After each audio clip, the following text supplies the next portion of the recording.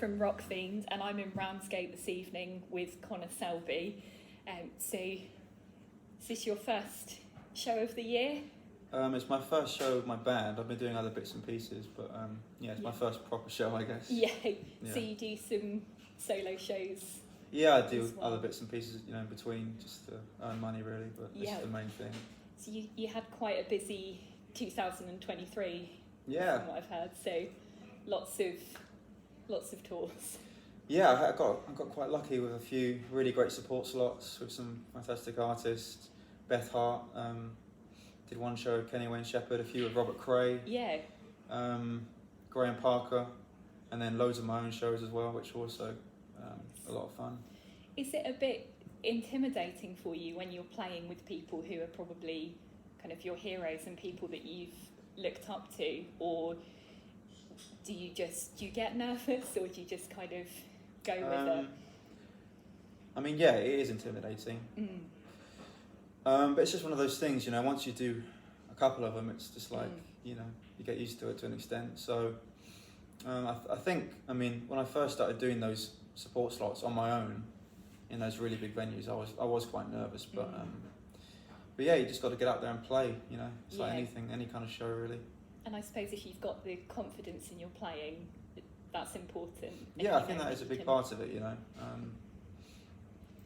and typically in those places you can't see any of the audience. Yes. The sound is always amazing, so you don't have to worry about that. Yeah. And it's just like you play and it's over before you really even have time to process what's going on. So in some ways, is it easier playing to a big audience where you can't really see anyone than when you're somewhere like this and you can probably kind of see everyone's eyes on you, or is it you feel the same? I don't know if it's easier. It's just different, really. Yeah. It's just very different atmospheres and vibes, and the way you play is different. And I love playing these kind of clubs as well.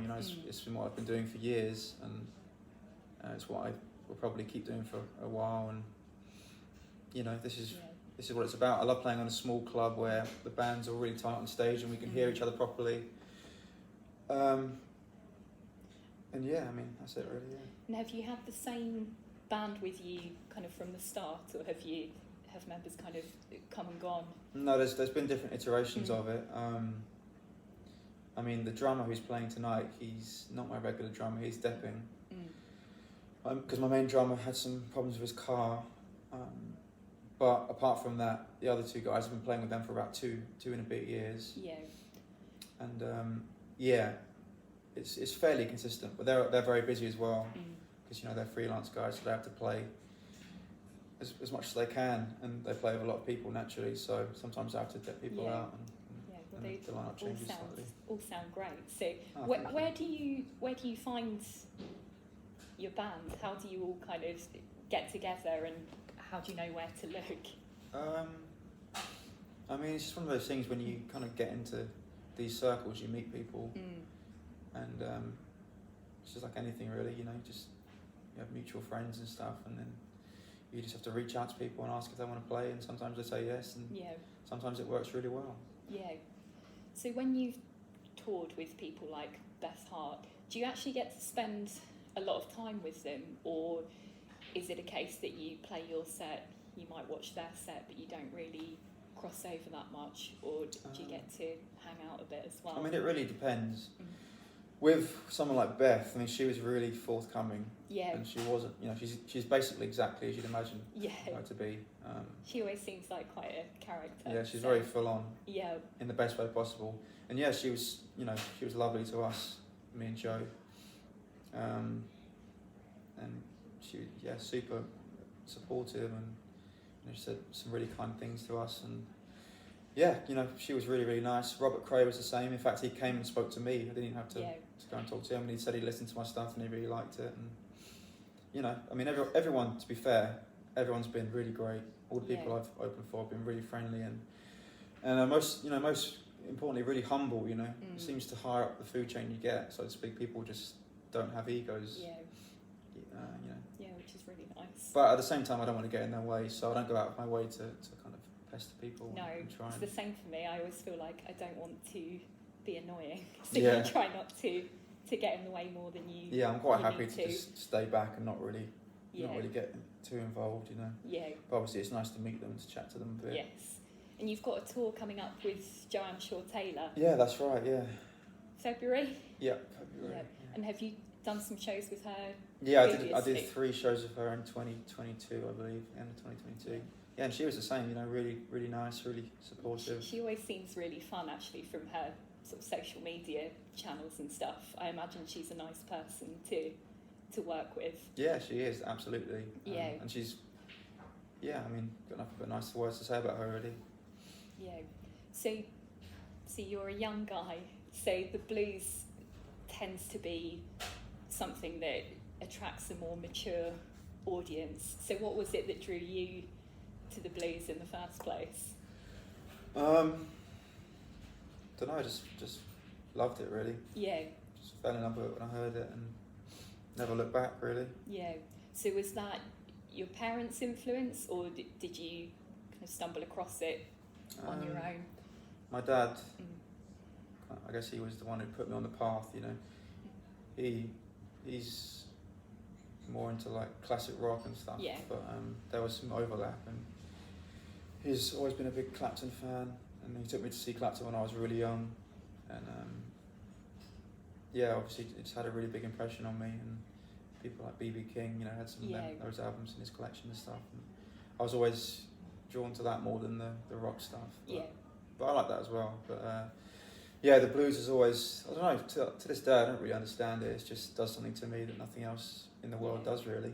I think that's the lovely thing about music, that you can't really explain why you like what you like, but it's just, that's what does it for you. So yeah, I mean, yeah, it just moves me, you know, in a very, really personal way. And it's one of those things that you just can't really quantify, you know. Yeah.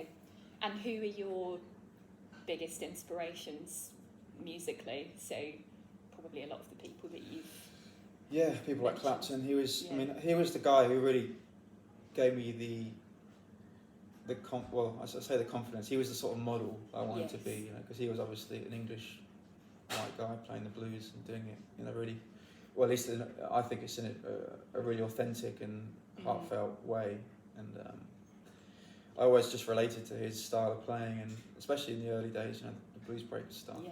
And I can hear a bit of Peter Green as well. yeah, Peter Green's another one. Yeah, absolutely love him. Yeah. Yeah, and Ray Charles, he's my main influence, really, my favourite artist of all time. And yeah, it's good to hear kind of bringing stuff into the set as well, that because I don't know the blues as much as I would like to, because I've always been more classic rock sort of leaning. So yeah, it's really good to hear some stuff that makes me think, actually I should probably go and check out more. Yeah, I mean that's really what I want to do. You know, that's my kind of mission statement, just to keep the legacy of this music alive in my own way. Yeah. And I mean, you know, I'm not under any illusions about myself. I know I'm never going to be like Ray Charles or B.B. King or whoever, but if I can just do my bit to keep the music in people's minds and just use it as a means to express myself and have fun, really. That's all I want to do. Yeah, and hopefully attract some younger people as well and get them into I mean, that's the problem. Music. I mean, I guess the thing is with my music, I've never really been, you know, I'm not really, as you can probably tell, I'm not really a super high energy person, and I'm more kind of sentimental and you know, romantic about music, I guess. So my music maybe doesn't appeal to young people in the way that some other bands on the scene are doing it, but no, but I think you're doing it really well, so thanks. Keep doing what you're doing. So what do you enjoy if you're not playing guitar and you're not writing music? What do you enjoy in kind of your downtime? I mean, all sorts of things, really. I do a bit of photography, I like messing around with that. I started doing a bit of painting. I don't know if you ever watched Bob Ross. Oh yeah. Happy Little Clouds. Exactly, that kind of thing. Yeah. Just got obsessed with him and just watching the joy of painting, and I wanted to give it a go, so I've been having some fun with that. Love a bit of Bob Ross. I'm no good at landscapes myself though. Prefer a bit of portrait painting. I've never even tried that. I mean, I can't really paint. I just try and follow along with the videos and just have fun with it, which is see what comes out in the end. Yeah, but it is surprisingly easy to follow along with what he's doing. You know? You got to have a bit of a talent as well, though. I think with art, it's one of those things. Some people could probably never be taught, but if you've got a bit of an eye, you're okay. Yeah, I guess so. Yeah. Yeah. I mean, yeah, I like art in general, and you know those sorts of things. So I suppose, last of all, what are you most excited for this year? Have you got another album in the pipeline, or lots of touring? Well, yeah, lots of touring. I mean, I can't say, for sure that I'll be releasing another album, but it's certainly something I'd like to do, and I'm working towards that and trying to make that happen. But yeah, it's not really up to me, unfortunately. I've got to, I've got working with the label, and it's really whether they want to do it. And but does the songwriting come quite easily to you, or are you always, are ideas always kind of popping into your head, or no? Not really, to be honest. No. It's, I mean, I don't really. Yeah, I mean, it's something I struggle with. In that I don't really feel that I have any control over the process of songwriting. Yeah. And every song I've written, I mean, I think back to when I wrote them and I can't even remember doing it almost. I know it sounds kind of cliche, but genuinely, you just have to write stuff when it pops into your head and kind of take it for what it is, rather than trying to force it. At least that's my experience. And do the lyrics come from your own experiences, or are they just more general? Yeah, I mean both really. In a general way, they do come from my own experiences, but they're not autobiographical. No. I don't literally write about myself, but they certainly are inspired by things that have happened to me, and certain emotions I've felt, or certain situations I've been in, or other people in my life, things that have happened to them and inspired me. Yeah, I mean, I honestly wish I was one of those people who could just churn songs out, churn amazing songs out all the time, but frankly, I'm just not really. But when they're coming to you, you're doing a good job. So yeah, I wish they would come a bit faster sometimes, but yeah.